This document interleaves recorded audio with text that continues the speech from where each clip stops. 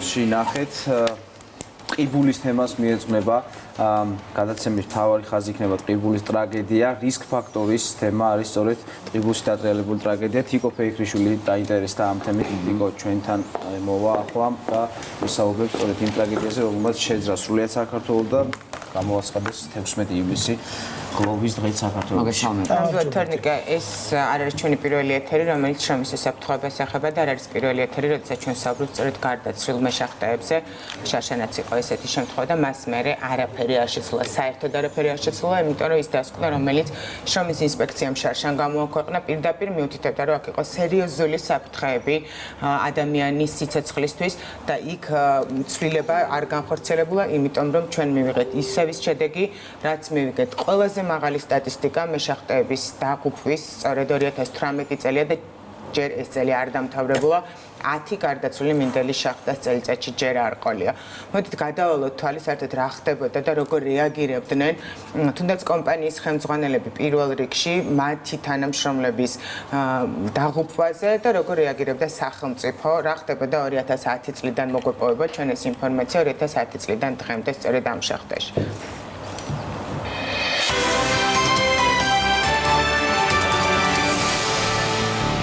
ინდუსტრიული ჯგუფის მშვილობილი კომპანია საქნახშირი GIG ჯგუფი ერთადერთი კომპანია იქნება, ვინც 2051 წლამდე ნახშირის მოპოვებას განახორციელებს. ამ დროისთვის ტყიბულში მხოლოდ 2 შახტა მუშაობს. ძიძიგურის და მინდელის, რომელიც ექსპლუატაციაში ჯერ კიდევ 1973 წელს შევიდა, თუმცა საბჭოთა კავშირის დაშლის შემდეგ იქ მუშაობა შეჩერებული იყო. საქართველოს ინდუსტრიული ჯგუფის ოფიციალურ ვებგვერდზე წერია, რომ 2006 წელს, როდესაც სამრეწველო მოპოვების ოპერაციები განახლდა, ეს თარიღი მიჩნეული იქნა მთლიანად ტყიბულის რეგიონის სოციო-ეკონომიკური აღორძინების დასაწყისად, სადაც ამ დროისთვის 1500-მდე მაღაროელი და სხვა პერსონალი თავიანთ ოჯახებთან ერთად ცხოვრობენ ამ სამუშაოდან მიღებული შემოსავლით. საქნახშირი GIG ჯგუფის ვებგვერდზე არსად წერია ინფორმაცია იმის თაობაზე, რამდენი ადამიანი დაიღუპა სამსახურეობრივი მოვალეობის შესრულების დროს და რამდენი გახდა შრომის უუნარო შახტაში მომხდარი არაერთი აფეთქების შედეგად მიღებული მძიმე ტრამვების გამო. ტრაგედიების ათვლა მინდელის შახტაში 2010 წლიდან იწყება, როდესაც 2 მარტს მე-11 უბანზე სამუშაოდ მე-13 ცვლა ჩავიდა. ამ დროისთვის უკვე არსებობდა ინფორმაცია, რომ უბანზე, სადაც მე-13 ცვლას უნდა ეწარმოებინა სამუშაოები, მაგნიტური გამშვები დაზიანებული იყო, რომელიც ქსელში იყო ჩართული და ელექტროენერგიის გათიშვას იწვევდა. ამის მიუხედავად ცვლის თანამშრომლები შახტაში მაინც შეუშვეს. ზუსტად 22 საათსა და 20 წუთზე მეშახტეებს აფეთქების ხმა მოესმათ. შემთხვევის ადგილზე მისულებს მე-13 ცვლის 4 თანამშრომელი, მოსამზადებელი უბნის სამთო ოსტატი, 66 წლის მისდონონიანი. ამავე შახტის ზეინკლები 53 წლის გიორგი ბრეგაძე და 71 წლის ჯემალ ჯიშიაშვილი და მოსამზადებელი უბნის გამყვანი 29 წლის მურმან კუბლაშვილი გარდაცვლილი დახვდათ. მძიმე დაზიანება ჰქონდა მიღებული 38 წლის ბესოზოს ძიაშვილს. იმავე დღეს გაკეთდა არაერთი განცხადება, რომ ფაქტს სამთავრობო კომისია შეისწავლიდა, თუმცა აფეთქების მიზეზების დადგენის მიზნით სპეციალური კომისია თავად საქართველოს ინდუსტრიულმა ჯგუფმა შექმნა და წევრები საკუთარი თანამშრომლებით დააკომპლექტა. კომისიამ ერთ კვირაში დასკვნა გამოაქვეყნა და მომხდარში გარდაცვლილები დაადანაშაულა. კერძოდ დასკვნაში ეწერა, რომ მზადებითი უბნის ცვლის პერსონალის მიერ დაირღვა ელ-მოწყობილობების უსაფრთხო ექსპლუატაციის წესები. ამით საქმე დაიხურა, თუმცა ამ ფაქტთან ხუთთვის თავზე იმავე შახტში აფეთქებამ კიდევ 4 ადამიანის ცეცხლი შეიწირა. მძიმედ დაშავდა 6 თანამშრომელი, რომლებმაც აფეთქების შედეგად შერყეული ჯანმრთელობის გამო მუშაობის გაგრძელება ვეღარ შეძლეს. 2010 წლიდან დღემდე მინდელის შახტა არაერთხელ გამხდარა ადამიანების სიცოცხლისთვის საფრთხის შემცველი ადგილი. 2011 წლის იანვარში უსაფრთხოების ნორმების არარსებობის გამო 27 წლის მერაბ კალანდაძე დაიღუპა. სექტემბერში 35 წლის თემურ გაბრიაძე. იმავე წლის ნოემბერში კი ისევ მინდელის მაღაროში სანგრებში ჭერის ჩამონგრევის შედეგად 3 მაღაროელი 54 წლის თამაზ გორდაძე, 61 წლის ბონდო მიხელაძე და 50 წლის სერგი აშათია დაიღუპა. შრომის ნორმების დარღვევის გამო პასუხისმგებლობა ადამიანების სიცოცხლეზე დამსაქმებლებს კვლავ არ აუღიათ. მიკროსამთო დარტყმის შედეგად მინდელის შახტაში დაიღუპა 35 წლის ლევან ნეფარიძე 2013 წლის ოქტომბერში. 2014 წლის იანვარს კი 50 წლის ტარიელ ქასრაშვილი, 2015 წლის თებერვალში 54 წლის კოტე ბახუტაშვილი, 2016 წლის ოქტომბერს კი 51 წლის თემურ კაკაურიძე. თუ ამ დრომდე მუშების დაღუპვა კომპანიაში შექმნილი კომისიის მიერ გარდაცვლილებს ბრალდებოდათ 2016-2017 წლებში შრომის პირობების ინსპექტირების დეპარტამენტმა შეპესა საქნახშირი GIG ჯგუფის კუთვნილი მინდელისა და ძიძიგურის სახელობის ქვანახშირის სამთო მომპოვებულ შახტებში დასაქმებულთა შრომის უსაფრთხოებისა და პირობების დაცვის კუთხით არსებული მდგომარეობა შეამოწმა. ინსპექტირების დეპარტამენტის მიერ გაცემულ ანგარიშში ვკითხულობთ. შეპესა საქნახშირის კუთვნილ საწარმოში დასაქმებულები სამუშაო ადგილებზე იმყოფებიან ღირსებისთვის შემლახავ სამუშაო გარემოში და უხეშად ირღვევა მათი შრომითი პირობები და უფლებები. დაკისრებულ მოვალეობებს დასაქმებულები ასრულებენ შიშის ფაქტორის ზემოქმედების ქვეშ ექსტრემალურ პირობებში. სახელმწიფო მაკონტროლების მიერ გამოქვეყნებული მძიმე ანგარიშის მიუხედავად მდგომარეობა შახტებში არ შეცვლილა და იმავე წელს 2017 წლის 9 მაისს მინდელის შახტაში 4 ადამიანი დაიღუპა. საქნახშირის საბადოზე ლიფტის სარემონტო სამუშაოები მიმდინარეობდა, რადგან 4 მუშა ბაგირის გაწყვეტის გამო 400 მეტრის სიღრმის ვერტიკალურ შახტში ჩავარდა. 55 წლის გიზო კუბლაშვილი, 57 წლის ვიქტორ დაღუნდარიძე, 56 წლის გიზო გუბელიძე და 45 წლის ალეკო ჭელიშვილი ადგილზევე გარდაიცვალა. იმავე წელს დაიღუპა კიდევ ერთი მუშა, 50 წლის დავით ფორჩხიძე. ტრაგედია მინდელის შახტაში 2018 წლის 5 აპრილსაც დატრიალდა. პავლე გამეზარდაშვილი, ბესი გურგენიძე, მირზა ქურციკიძე, ელგუჯა ბოჭორიშვილი, გოგი რაფავა, გიორგი ბოჭორიშვილი. მათი დაღუპვის მიზეზი ეგრეთ წოდებული სამთო დარტყმა გახდა. 2018 წლის ივნისში კიდევ 2 ადამიანის 27 წლის სანდრო ბუცხრეკიძისა და 56 წლის ლევას ლომთაძის გარდაცვალების მიზეზი გახდა ტყიბულის კერძო საწარმოში მომხდარი აფეთქება. არასრული ინფორმაციით მხოლოდ წელს ტყიბულის შახტში 10 ადამიანი გარდაიცვალა, 9 კი დაშავდა. 2011 წლიდან 2016 წლის ჩათვლით შინაგან საქმეთა სამინისტროს მონაცემებით სამუშაო ადგილებზე დაშავდა 776 ადამიანი და დაიღუპა 270.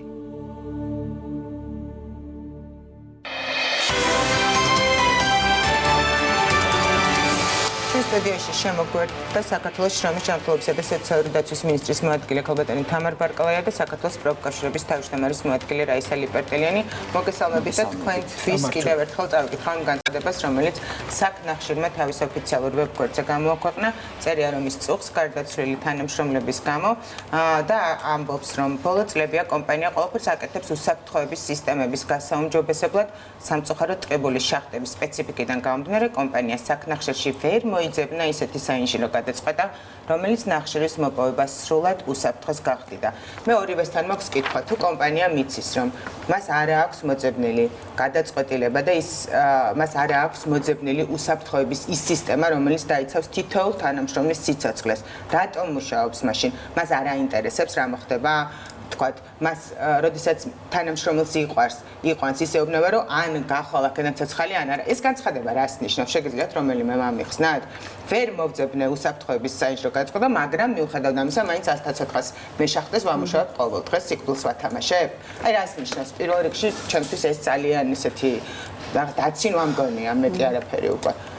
მოგესალმებით, მადლობას გადაგიხდით მოწვევისთვის და ვისარგებლებ შემთხვევით კიდევ ერთხელ მიუსამძიმრებ გარდაცვლილთა ოჯახებს, თრიად საქართველოს და იმ გადარჩენილებს, რომლის დაშავებულები არიან, უსურვებ, რომ მალე გამოჯამრთელდნენ. რაც შეეხება ის განცხადება, რომელიც თქვენ ახლა გააჟღერეთ, მე ვფიქრობ, ეს არის განცხადება, სადაც პირდაპირ არის ასახული სახელმწიფო პოლიტიკა, რომელიც უსაფრთხოების საკითხთან დაკავშირებით სამწუხაროდ დღემდე არსებობს. იგულისხმება რა? ბუნებრივია, როდესაც პოულობს დამსაქმებელი ამა თუ იმ გადაწყვეტას, თუნდაც შრომის უსაფრთხოების საკითხთან დაკავშირებით, ეს ნიშნავს იმას, რომ მან და დაანებოს ბიზნეს ოპერირებას თავი ან შეაჩეროს მაინც, სანამ ამგვარ გადაწყვეტას მოძებნის. ეს რეალისტურად გეჩვენებათ, რომ რომელიმე საწარმომ შეაჩეროს მუშაობა. იყო ერთი უბანი შეჩერებული წინა შემთხვევიდან გამომდინარე, რომელიც დღემდე შეჩერებულია, თუმცა ეს არ არის საკმარისი.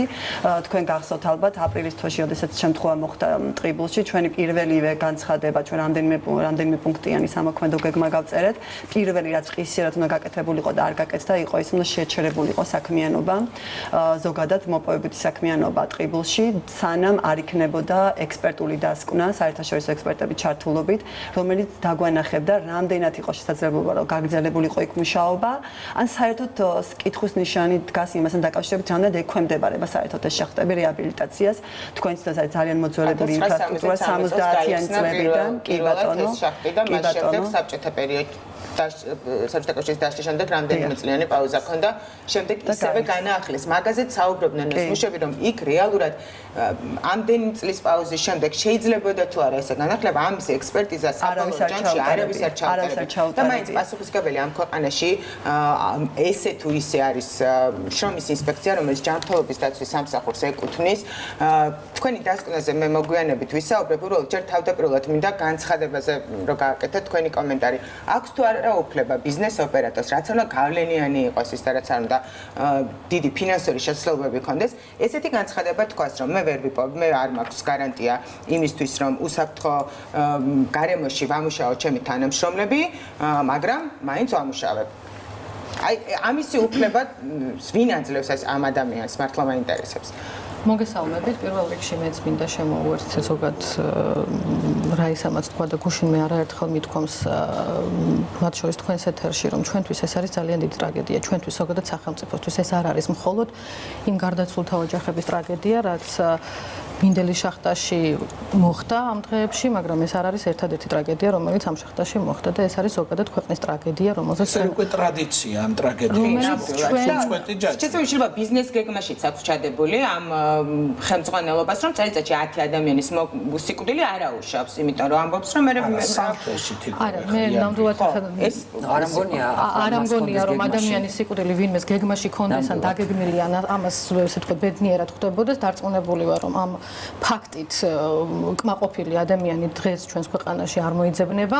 თუმცა ისევ უნდა ვისაუბროთ სისტემებზე და სისტემის გამართულობაზე. ისევ უნდა ვისაუბროთ კანონმდებლობის გამართულობაზე და ისევ უნდა ვისაუბროთ გამოსავალზე ამ თუმცა სახელმწიფო პოლიტიკაზე უნდა ვისაუბროთ, როგორ ზრუნავს ის ნებისმიერ მის მოქალაქეზე. სახელმწიფო პოლიტიკაზე და იმ პასუხისმგებლობებზე, რომელიც სახელმწიფოს დასაქმებელს და დამსაქმებელს აქვს. კანონმდებლობის კუთხით რა პრობლემა? რაც შეეხება განცხადებას, მოდით მოკლედ ვიტყვი, რაც შეეხება აღნიშნულ განცხადებას, რა თქმა უნდა, ჩვენ გეთანხმებით, რომ ეს ჩვენ არ გონია, რომ ეს პასუხისმგებლობით სავსე განცხადება არის, რომელიც დამსაქმებლის მიერ იქნა გაკეთებული, თუმცა ის არის კერძო ბიზნესი განცხადება და გაცხადება და სიტყვის თავისუფლებას ჩვენ ვერ მე რომ ჩემი ბიზნესი მაქვს, მე ხომ არ მაქვს უფლება ვაწამო ადამიანების სახელმწიფო რას მიკეთებს ამ დროს. ზუსტად მაგ როგორ აქვს უფლება კერძო ბიზნესის ამ განცხადების გაკეთებას? კერძო ბიზნესი და კერძო ბიზნესში ჩაურევლობა, რა თქმა უნდა, მნიშვნელოვანი არის, სიტყვის თავისუფლება, რა თქმა უნდა, მნიშვნელოვანი არის, ჩვენ ამაში ვერ ჩავერევით და ეს მათი პასუხისმგებლობაა და ალბათ ეს შეკითხვა თქვენ კონკრეტულად მათ უნდა დაუსვათ, თუმცა რაც შეეხება სახელმწიფო პოლიტიკას და რა უნდა გააკეთოს და რას აკეთებს დღეს სახელმწიფო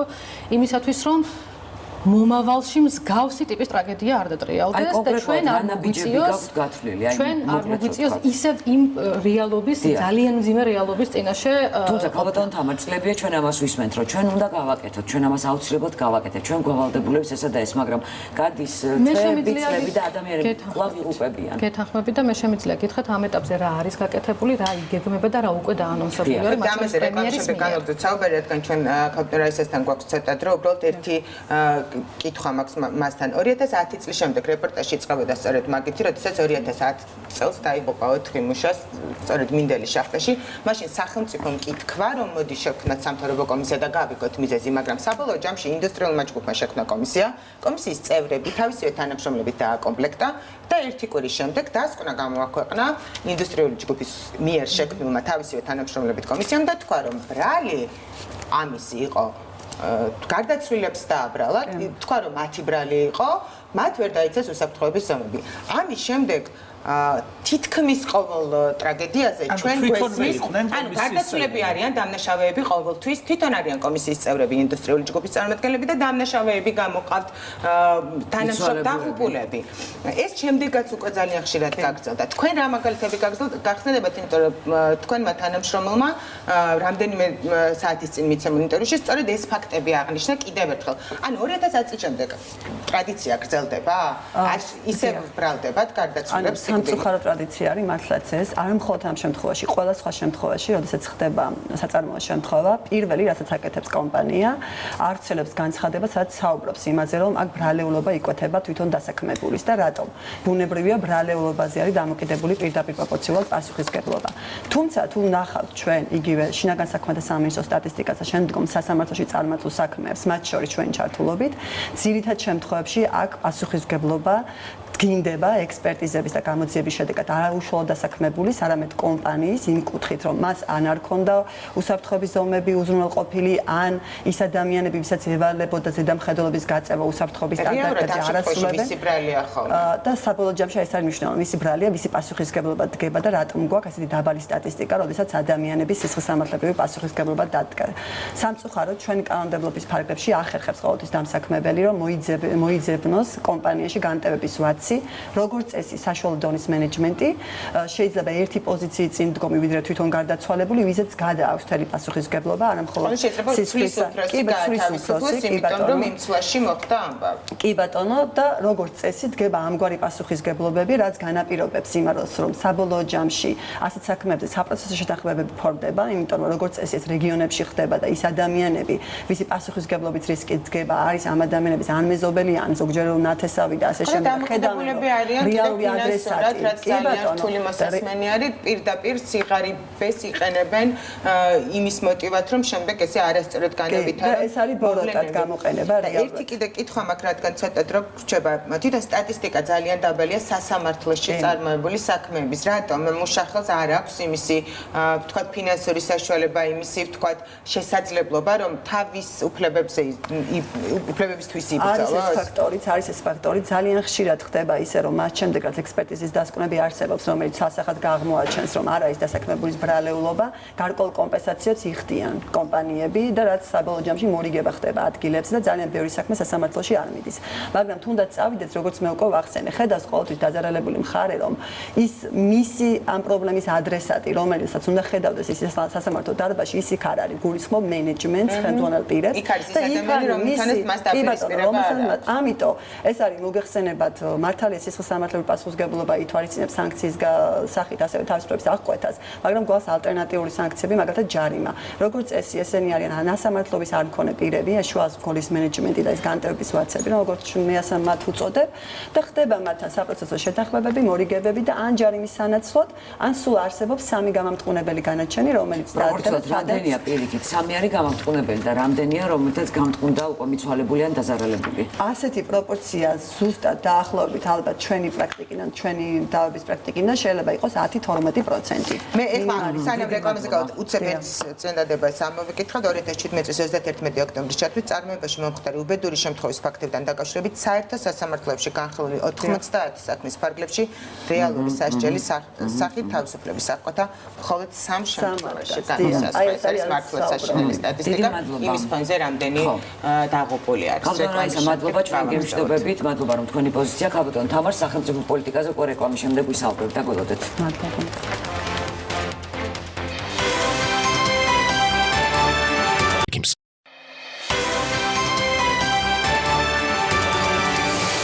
იმედის დაბრუნდა პირდაპირ ეთერში ჩვენ შემოგვიერთდა ადამიანის უფლებების სწავლებისა და მონიტორინგის ცენტრის პროექტების კოორდინატორი თამარ ფეგურია და საქართველოს სახალხო დამცველის აპარატის წარმომადგენელი თათული თოდოა მოგესალმებით. პირველ რიგში მე მინდა მოვისმინო საქართველოს ჯანმრთელობის დაცვის სამინისტრის მოადგილის პოზიცია იმასთან დაკავშირებით, რაც მოხდა. რაში არის პრობლემა სახელმწიფო რატომ ვერ იცავს თავის მოქალაქეს? პირველ რიგში მე ვიტყოდი, რომ პრობლემა საკანონმდებლო ბაზაში არის, ვინაიდან ამ ეტაპზე შრომის ინსპექციას გააჩნია მხოლოდ შეზღუდული მანდატი, რომლის ფარგლებშიც მას არ აქვს არანებაყოფლობითი ინსპექტირების განხორციელების უფლება და მხოლოდ ნებაყოფლობითი ინსპექტირება შეიძლება განხორციელდეს. ანუ მე რომ ახსნა საკნახშირში თქვენ მოდიხართ, მე ვარ საკნახშირის ხელმძღვანელი, გეუბნებით რომ არ შემოხვიდეთ და თქვენ ვერ შემოდიხართ. ჩვენ ვერ შემოვიდით. ეს არის დღევანდელი კანონმდებლობა. ეს არის დღევანდელი რეალობა, დიახ, ეს არის არის დღევანდელი კანონმდებლობა და ჩვენი რეკომენდაციები იმ შემთხვევაშიც კი, როდესაც თქვენ როგორც სახნახშირი ჩვენ შემოგვიშვებთ, ჩვენი რეკომენდაციები სარეკომენდაციო ხასიათის არის და არ არის ავალდებულო ხასიათის. ანუ თქვენ შეგიძლიათ შეასრულოთ, შეგიძლიათ არ შეასრულოთ. თუმცა მე მინდა რომ ამოვიკითხო უბრალოდ თქვენი სწორედ შრომის ინსპექცია, როდესაც იყო შესული მინდელის შახტაში, ესეთი ფრაზა დასკონა დაწერა და ესეთი ფრაზა არის, რომ საკნახშირის კუთვნილი საწარმოში დასაქმებულ სამუშაო ადგილებზე იმყოფებიან ღირსებისთვის შემლახავ სამუშაო გარემოში და უხეშად ირღვევა მათი შრომითი პირობები. დაკისრებულ მოვალეობებს დასაქმებულები ასრულებენ შიშის ფაქტორის ზემოქმედების ქვეშ ექსტრემალურ პირობებში. და აქ უწერიათ, რომ ვაგონის სამოხრუჭად გამოიყენება ფიცრის ნაჭრები, რომ ადამიანის ასაწევი და ჩასაყვანი მოწყობილობა არ არსებობს სამანქანო განყოფილებასთან კავშირის საშუალებები და ასე შემდეგ და ასე შემდეგ უმძიმესი ფრაზები არის. როდესაც სახელმწიფო უწყება ესე დასკვნას აქვეყნებს, ამ დროს განგაში არ უნდა მოხდეს ქვეყანაში, მით უმეტეს, როდესაც ვიცით, რომ ყოველ წელს იღუპებიან ადამიანი ამ შახტში. ეს ხო ძალიან მძიმე დასკვნა იყო, რა თქმა უნდა. საკმაოდ მძიმე დასკვნა დაიდო შრომის ინსპექციის მიერ, დიახ, საკმაოდ მძიმე დასკვნა დაიდო 2017-ში შრომის ინსპექციის მიერ, მაგრამ როგორც მოგახსენეთ, საკანონმდებლო ბაზა იყო ის პრობლემა, რომელიც ჩვენ გქონდა. ანუ ჩვენ არ აქვს არანაირი ბერკეტები გარდა რეკომენდაციებისა. ჩვენ მივეცით უფლება ადამიანებს, რომ ესეთ გარემოში გაეგრძელებინათ მუშაობა. ჩვენ ეს გავაკეთებთ. თუმცა ეს იმას არ ნიშნავს, რომ ჩვენ, ანუ სხვა არა ესეთ ძალისმიერი მეთოდები არ გამოგვიყენებია.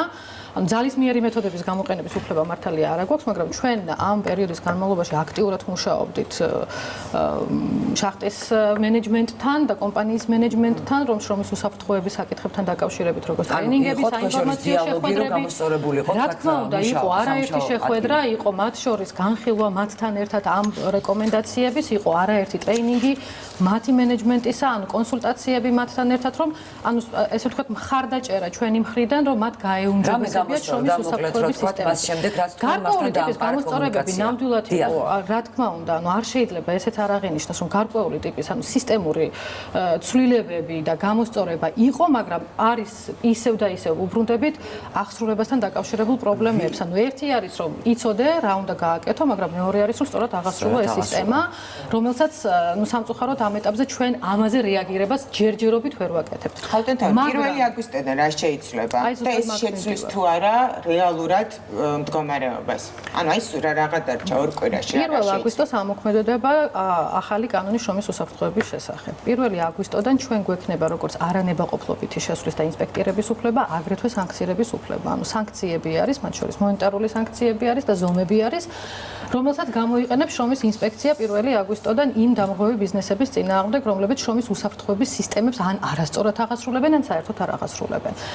არის თუ არა და ანუ რა არის სწორი მოლოდინი 1 აგვისტოდან? კი, რა თქმა უნდა, ეს აქციები ამოქმედება, ჩვენ აქტიურად გავაქტიურდებით და პირველ რიგში იმ ბიზნესების და იმ ასე ვთქვათ სამუშაოების ინსპექტირებას ვაკეთებთ და ვაპირებთ, რომელიც იქნება მომეტებული რისკის მძიმე მავნე საშიშპირობებიანი, უახლოეს მომავალში და ყველაზე გვიანი კვირის ბოლომდე გასაჯაროვდება ეს ჩამონათვალი სამუშაოებისა, რომელიც რომელიც საკმაოდ ანადი დოკუმენტი არის თვითონ და ძალიან დიდი ჩამონათვალია სამუშაოების. ჩვენი ვარაუდით 42000-მდე ბიზნესი იქნება შესული ამ სამუშაოების მასშტაბებელში. ამის რესურსი გააჩნია სამინისტროს ორმოსდავრე. შერჩევითი კონტროლის წესით, ანუ შერჩევითი კონტროლის წესი, რომელიც აგრეთვე დამტკიცდება, შერჩევითი კონტროლით მოხდება, რა თქმა უნდა, იმ საწარმოებიდან ყველაზე მაღალი რისკის, ანუ იდენტიფიცირება მოხდება. დაეკისრება თუ რა მოხდება. იდენტიფიცირება მოხდება ინსპექტირებისათვის, ანუ რა თქმა უნდა, ამაში შევა მაღაროები, რა თქმა უნდა, ამაში შევა სამშენებლო კომპანიები, ანუ ის კომპანიები, რომელსაც ისტორიულად და ჩვენ უკვე ეს ვიცით, რომელი კომპანიები არის ისტორიულად ყველაზე მეტი დარღვევები უფიქსირდება და მით უმეტეს თუ ფატალური შემთხვევები იყო ამ წლების განმავლობაში ამ კომპანიებში, იქნება პირველი პრიორიტეტი ჩვენი ინსპექტირებისა. თათულის მიმართ იცნობთ თუ არა არასამთავრობო სექტორი ამ დოკუმენტს, მე მართლა მაინტერესებს ამ ნუსხას, რომელიც ჩვენ ვერ მოვიპოვეთ. თქვენ ორივე თუ იცნობთ საერთოდ ამ დოკუმენტს და ეს არის თუ არა სრულყოფილი და მართლა რეალურად შეიძლება არის თუ არა შესაძლებელი და შეცვლა. რიგრიგობით რო გვიპასუხოთ. მოგესალმებით კიდევ ერთხელ. სახალხო დამცველის აპარატისათვის აღნიშნული პროექტის შესახებ ცნობილი არ არის. ჩვენ მართლაც ყოველდღიურ რეჟიმში ველოდებით ამ აქტის მიღებას და მოგვისმენია კიდევაც სახელმწიფოს წარმომადგენლების მხრიდან, რომ ხვალ 2 დღეში იქნება მიღებული, თუმცა ფაქტია, რომ დღემდე 5 აქტიდან, რომლის მიღების ვალდებულებაც არსებობდა მიმდინარე წლის 21 ივნისამდე, მხოლოდ 1 არის მიღებული და ივნისამდე თუ ივნისამდე.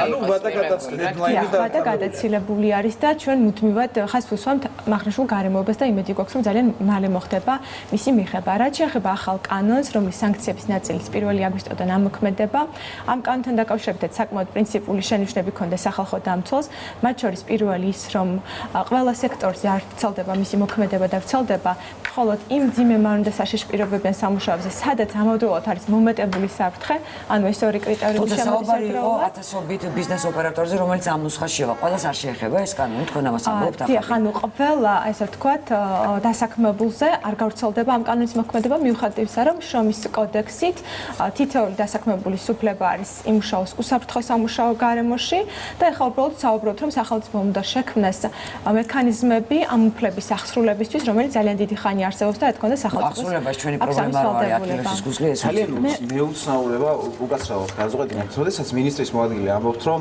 ბერკეტი არ გვაქვს და ვერ ვამოწმებთ კანონით არ არის. კანონმდებლობა არის საკმაოდ 2012 წლის შემდეგ არის ქართული ოცნება. მინისტრთა კაბინეტი არის თქვენი განგაში, როდესაც მსგავსი პრობლემა რატომ არ გაჩნდა სურვილი თავის დროზე 2012-დან 2018 წლამდე, ახლა ამბობთ აგვისტოს, რომ შეგექმნათ სათანადო საკანონმდებლო ბაზა, მიგემართათ კანონმდებლებისთვის და ადამიანები არ დახოცილიყვნენ. რატომ ვერ მოხერხდა ეს? კი. ოპოზიციაა უმრავლესობაში? არა, რა თქმა უნდა, და საკანონმდებლო ბაზა ძალიან მნიშვნელოვანი არის და ჩვენ არანაირად არ ვამბობთ, რომ პასუხისმგებლობაში, ანუ ჩვენი პასუხისმგებლობა არ არის დღეს რაც ხდება. ნამდვილად არა ვარ ჩვენ არც ერთხელ არ გაჟღერებულა ჩვენი მხრიდან, გუშინაც პრემიამა განცხადება რომ გააკეთა, მან აიღო პასუხისმგებლობა და მან ძალიან კონკრეტული ნაბიჯები მათ შორის დაანონსა, რა ცვლილებები უნდა გაკეთდეს იმისათვის, რომ გაუმჯობესება იყოს შრომის უსაფრთხოების თვალსაზრისით და შრომის უფლებების თვალსაზრისით საქართველოში.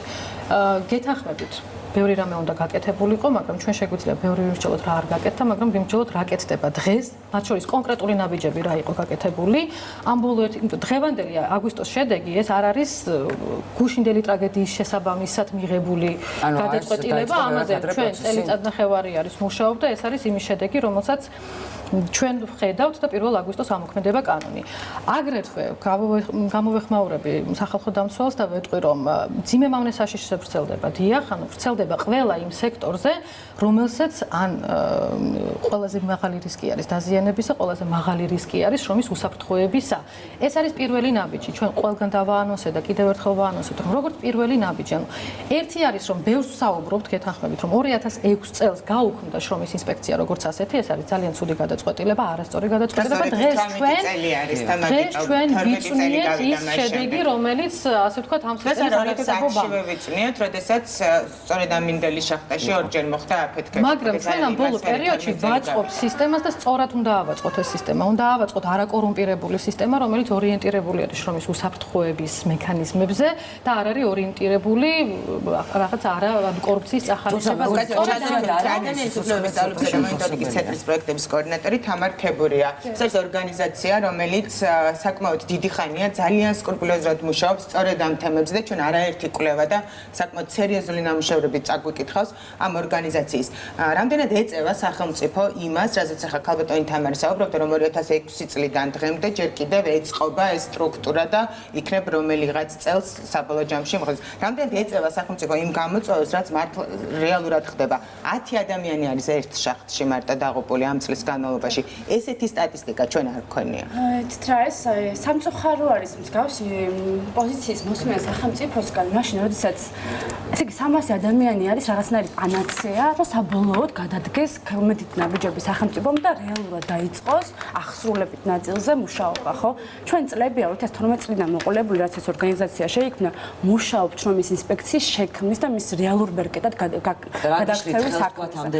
ის მიშლის, რომ პოლიტიკას არ გააჩნდა, ანუ სახელმწიფოს არ გააჩნია რეალური პოლიტიკური ნება. ყველა ის აქტი და შრომის რეგულირების მხრივ გატარებული პოლიტიკები, რაც ჩვენ ვნახეთ 2012 წლიდან მოყოლებული და ეს იყო რაღაც შრომის კოდექსის ცვლილება, შრომის ინსპექციის შექმნა, შრომითი მედიაციის მექანიზმის შექმნა თუნდაც და ეს შემდეგ და ეს ეს ძალიან კარგი იქნება, მაგრამ ძალიან დიდი დრო დასჭირდა მაგას ამბობ. ეს პროცესი რეალურად გამოდის, რომ იყო მხოლოდ ფასადი და ეს იყო მხოლოდ სხვადასხვა რეგულაციების, დაწესებული სტანდარტების, ევროკავშირის მიერ დირექტივების შესაბამისად გადადგმული ის მცირე ნაბიჯები, რომელიც იქნებოდა მხოლოდ ბუტაფორიული რაღაცნაირი შელამაზება პოლიტიკის, თუმცა სინამდვილეში მას არანაირი აღსრულებითი ძალა არ გააჩნდა, იმიტომ რომ ხელისუფლება ვერ მოახერხა სტრუქტურულად, სისტემურად გადაეზიაზრებინა შრომის პოლიტიკა, რომელიც აი ესე ჭირდებოდა, ჰაერივით ჭირდებოდა საქართველოს და დღეს ის შედეგები, რასაც ჩვენ ვიცნობთ, აი ამდენი ადამიანის დაღუპვა, აი სწორედ ამ გაუაზრებელი პოლიტიკის შედეგია, რომელიც პრინციპში შეიძლება გააზრებულადაც კი ხდება, იმიტომ რომ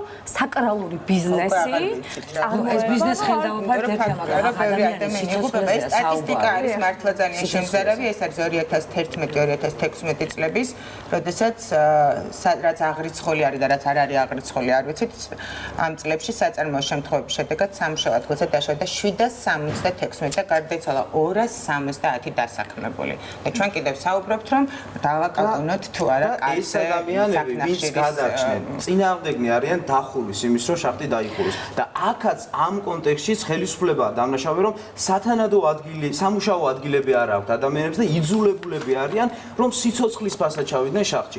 შეუქმნით სამუშაო ადგილები, გახსენით ქარხნების სხვა ნაირი სამუშაო. მაინც და მაინც მიწაში ხوارდა და ჩავიდნენ ეს დავამატო. თუ შეიძლება აი ძალიან სამწუხარო არის როგორი ხელის გადაგრეხვის პოლიტიკის საუბრება ბიზნესი და დამსაქმებელი და განსაკუთრებული ითის დასაქმებელი როგორც GIG როგორც არის ჯორჯიან მანგანეცი თუნდაც ჭიათურაში იგივე კაზრეთში ხო აქვს მომპოვებელი საწარმოები იმიტომ რომ ჩვენ გვაქვს რეალობა სადაც გვაქვს მონოწარმოების რეგიონები მთელი აღწევრების მოსახლეობა ტყიბულში ფინანსური კაპიტალის ტრიალის ერთადერთი საშუალება არის GIG თუმცა ის დაუკეთონ მათ ლუკმაპურის პულის ადიშონ ანუ ამაზე ფინანსური და დინება კაპიტალის შედინება ამ ქალაქში სხვა არანაირი წყაროდან არ ხდება ხო მაღაზიები იქ იგივე სერვისი აფთიაქები ყველა ამოკლება ისე როგორც იქცევა და ეს ხალის გადახურვის პოლიტიკა რომელიც ბიზნესს აქვს სახელმწიფოსთან არის ძალიან პრობლემური ხო ანუ ის გეუბნება დაუხურავ დაგიტოვებ 1300 ადამიანს უმუშავარს მე შეიძლება ხო ემუქრება და ამიტომ ჩვენც ცინიკური იყო ასევე GIG-ის ჯგუფის მიერ გაკეთებული განცხადება რომ თითქოს ის მას სურს რომ ეხლა უსასყიდლოდ გადასცეს სახელმწიფოს თავისი საინჟინრო გადაწყვეტა ვერ მოუძებნია 18 წლის განმავლობაში აბსოლუტური არიდება საკუთარი თავიდან და ხელი შეწმენდა ხო იმას და მას ესე იგი მინიმალური პასუხი ანუ მას უნდა ისევ ამ სქემით გააგრძელოს მუშაობა სადაც იქნება აბსოლუტურად ესე იგი ეს ველური მოპოვებითი სისტემა სადაც ადამიანები უნდა შეემწირონ მსხვერპლად მათ მოგებამ ან საერთოდ არაფერი არ უნდა ან რეგულაციების და ნორმების დასაცავად ხომ უნდა შექმნას თუნდაც იმ ქალაქში სხვა რამე უნდა განავითაროს რომ ერთ მშვენიერ დღეს როდესაც დაიხურება ეს შახტი ადამიანებმა იქ არსებობა განავითაროს ამას ეწოდება ეკონომიკური დივერსიფიკაციის პოლიტიკა რომელიც დღევანდელ ხელისუფლებას საერთოდ არ გააჩნია მას არ გააჩნია რეგიონალური განვითარების ხედვაც კი და ეს ყველაფერი კომპლექსურად არის ერთმანეთთან კავშირში ხო ყობახიძე რომ საუბრობს რომ მან ხელისუფლებამ არ დაუშვა ამ კანონის მიღება ხო ეს ძალიან სიმპტომატურია კონკრეტულად ეკონომიკურმა გუნდმა ესე იგი ხელისუფლების ეკონომიკურმა გუნდმა არ დაუშვა ის რომ მიღებულიყო ეს კანონი იმიტომ რომ მათი წარმოადგენებით ეს საფრთხეს შეუქმნიდა ბიზნესის ქალბატონ თამარ პასუხი ამაზე პასუხისგებლობა ამაზე ვისეკისრება ჯანდაცვის სამინისტროს ყავს შრომის ინსპექცია გუშინ შრომისა და ჯანდაცვის მინისტრი ამბობდა რომ 6 კომპონენტი არის ამ შემთხვევაში და ერთი არის მხოლოდ შრომის ინსპექცია რა არის ის 5 რომელმაც უნდა გადაინაწილოს ეს ყველაფერი სწორედ ამის თქმა მინდოდა ანუ ერთი არის რომ შრომის უსაფრთხოების შესახებ კანონი ამოქმედება და შრომის ინსპექციას მანდატი გაეზრდება დანარჩენ 5-ის მეორე არის რომ ძალიან მნიშვნელოვანი არის რომ სწორად აღვიქვათ რა არის შრომის ინსპექცია რა როლი აქვს შრომის ინსპექციას და როგორ არის ზოგადად შრომის უსაფრთხოება ეს არ არის ჯადოსნური ჯოხი რომელსაც ერთი მოქმედებით 2 აგვისტოს უკვე ყველაფერი დალაგებული იქნება ქვეყანაში თუ ანუ ჯერთი უკვე არსებობს ეკონომიკის სამინისტროში ტექნიკური ზედამხედველობის სამსახური რომელიც ასევე ტექნიკური რეგლამენტის შესრულებასთან გაწერილი აქვს უკვე ეს რეგლამენტი. გაწერილი აქვს და აკეთებენ მათ შორის არანებაყოფლობით მაკონტროლებელი ორგანო არის. ანუ დღეს არსებობს მაკონტროლებელი ორგანო, როგორიც არის ტექნიკური ზედამხედველობის სამსახური. დღეს არსებობს მისი მუნიციპალიტეტების დონეზე სამშენებლო ზედამხედველობის სამსახური. ტექნიკური ზედამხედველობის დეპარტამენტი ეკონომიკის სამინისტროს მაგალითად ეხება საკნახშირი? რა თქმა უნდა. თუმცა ჩავტარებია შემოწმება, ჩავტარებია 2016 წლიდან მოყოლებული, ანუ ბოლოს აი ამ ტრაგედიის. ანუ ვერ ესრულებს თავის მოვლენას ეკონომიკის სამინისტროს ტექნიკური ზედამხედველობის დეპარტამენტი. მე ნამდვილად ვერ მოგაწოდებთ ინფორმაციას და კარგი იქნება თუ გადაამოწმებთ მაგ ინფორმაციას, იმიტომ ჩემი მე რაც ამაქვს მონაცემი, მათ აქვთ ჩატარებული. ხალხთან მათ ეს თქვენაირი უფლებები აქვს, უბრალოდ დავაზუსტეთ, იმიტომ რომ შრომის ინსპექციას აქვს მხოლოდ რეკომენდაციის გაწევის უფლება კანონმდებლობიდან გამომდინარე, ზედამხედველობის სამსახურსაც ესეთი შეზღუდული უფლებები აქვს. ზედამხედველობის სამსახურს აქვს შეზღუდული მოქმედების სფერო, ანუ ტექნიკური ზედამხედველობა არის მხოლოდ, თუმცა მათ რეაგირება შეუძლიათ და მათ შორის რამდენადაც ჩემთვის ცნობილი არის დაჯარიმებული ჰყავთ ეს კონკრეტული კომპანია. ჯარიმების რაოდენობა არ აღემატება 500 ლარს, ანუ მათი ჯარიმების რიცხვიც არის ძალიან სასაცილო. ანუ 50,000 იქნება. კი, 50,000 და საჭიროების შემთხვევაში ბიზნეს ოპერირების შეწყვეტა სანამ არ აღსრულდება ძალიან საინტერესო როგორ განვითარდება გარდა ამისა, აგრეთვე მნიშვნელოვანი არის თვითონ დამსაქმებლების პასუხისმგებლობა. ანუ ეს არის ძალიან მნიშვნელოვანი კანონით განსაზღვრული, მათ შორის შრომის უსაფრთხოების კანონი. ანუ ეს განცხადება გავრცელდა გუშინ, რომ ხელფასზეო ერთ ამის ეს რამდენად მართებულია სოციალურ სივრცეში იყო, რომ ხელფასზეო ერთით მეტი და რიცხებად იმოჭრა. მე სოციალურ სივრცეში გავდივარ ამ განცხადების შესახებ. კანონით უნდა კი არა და განსაზღვრული არის თვითონ დამსაქმებლის პასუხისმგებლობა და ვალდებულება, რომ ის სისტემები, რომელსაც შრომის უსაფრთხოების სისტემა ქვია, მათ ჰქონდეთ გამართული. მათ შორის ყავდეთ პასუხისმგებელი პირები და ეს არ უნდა იყოს, ანუ შრომის უსაფრთხოების მენეჯერები, რომელიც სისტემის გამართულობაზე თუ არ ყავს ვიღაცამ ხომ და გააკონტროლოს. ეს არის მათი პასუხისმგებლობა და აი კონტროლი, რომ შრომის უსაფრთხოების მენეჯერი ჰყავთ, ის სისტემები ადგილზე არის, ეს არის უკვე შრომის ინსპექციის ვალდებულება და მათ შორის დაჯარიმების ვალდებულება, რომელსაც იმ შემთხვევაში, როდესაც ეს სისტემა არ იქნება გამართული, ამ შემთხვევაში აჯარიმებს შრომის უსაფრთხოება, ანუ შრომის ინსპექტორი, მაგრამ თუ ეს სისტემა გამართული არის, ამის აღსრულების პრობლემა არის თუ არ არის, აი ეს პასუხისმგებლობა არის თვითონ კომპანიის, კომპანია უნდა და არის პასუხისმგებელი აღსრულებაზე შრომის უსაფრთხოების სისტემების. რომ შრომის სისტემა არსებობს, უსაფრთხოების სისტემა არსებობს, აი ეს უკვე შრომის უსაფრთხოების სამსახურმა ადეკვატურად თუ კი ის არ დაიცავს. თუ არა და რა თქმა უნდა ამოქმედება სანქციების მექანიზმი, რომელიც უკვე გაწერილი არის ძალიან კონკრეტულად. მინდა რომ თქვენი პოზიცია გასაკეთებთან დაკავშირებით ძალიან მნიშვნელოვანია, თუნდაც იმაზე, როდესაც თვითონ შრომის ინსპექციის ინსპექტორები საუბრობდნენ, რომ ადამიანის უფლებები არის, საერთოდ ყველანაირი უფლება არის დარღვეული ამ ადამიანების სამუშაო პირობებზე, საერთოდ აღარ არის საუბარი. ეს რა თქმა უნდა არ არის ერთადერთი საწარმო ამ ქვეყანაში, სადაც ესე ექცევიან. მე აქვე მინდა ძალიან პატარა რეპლიკის სახით თქვა, როდესაც ყველამ გაგუხარდა, რომ სოფლიო ჩემპიონატში საქართველოში შეკერილი მაისურები მოხდა ფინალში, საშინელი სტატია დაიწერა გუშინ, რა პირობებში მუშაობენ ეს ადამიანები, რა თანხის სანაცვლოდ. უბრალოდ მაინტერესებს შეეხება თუ არა შრომის ინსპექცია ამ ესეც და არის თუ არა ზოგადად ფონი, როდესაც ერთპიროვნული დამსაქმებლები ამუშავებენ ღირსების შემახულ პირობებში ადამიანებს. ანუ მეორე საკითხზე რომ გადავიდეთ, ეს უკვე მინდელის შახტის პრობლემები და ზოგადად მათი ეს ტრაგედიები მიღმა. პირველ რიგში რა თქმა უნდა ვიტყვი, რომ შრომის უფლებების კუთხით ნამდვილად მძიმე ვითარება არის ქვეყანაში. სახალხო დამცველის მანდატი არ ვრცელდება კერძო სექტორზე და ჩვენ არ შეგვიძლია ესე ვთქვათ ამ კომპანიების საქმიანობას გავუწიოთ ზედამხედველობა, გარდა იმ შემთხვევაში, როდესაც განცხადებელი საუბრობს, რომ ის დაექვემდებარა დისკრიმინაციას, ეს არის ერთადერთი გამონაკლისი. თუმცა ჩვენ რა თქმა უნდა ვართ დაინტერესებული, რომ შევიტანოთ წვლილი შესაბამისი კანონმდებლობის შექმნაში ქვეყანაში, რომელიც უზრუნველყოფს ფიზიკალური ადამიანის რა თქმა უნდა შრომის უფლების დაცვას. ჯერ კიდევ 2013 წელს მიუთითა სახალხო დამცველმა თავის წლიურ ანგარიშში და რეკომენდაციაც ჰქონდა მთავრობის მიმართ, რომ შექმნილიყო შრომის ინსპექცია. 2013 წელსვე პარლამენტმა მის მიერ მიღებულ დადგენილებაში მართლაც ასახა ეს საკითხი და მიმართა მთავრობას რეკომენდაციით, რომ შექმნილიყო შრომის ინსპექცია, თუმცა ჩვენ ნახეთ 2015 წლიდან როგორი სუსტის სახით რეალიზდა ეს იდეა და აქაც გაიჟღერა, რომ ეს არის უკვე ესეთი შემოწმება დამოკიდებული დამსაქმებლის ნებაზე. ანუ რაც შეიძლება 1 აგვისტოდან ახალი კანონმდებლობით. თუმცა აქაც დასწრებას გავაკეთებ. მეორე იყო ის, რომ მხოლოდ რეკომენდაციების გაცემა შეუძლია შრომის ინსპექციას და მესამე ის, რომ შრომის ინსპექციის დასკვნა რეკომენდაციები არ არის საჯარო.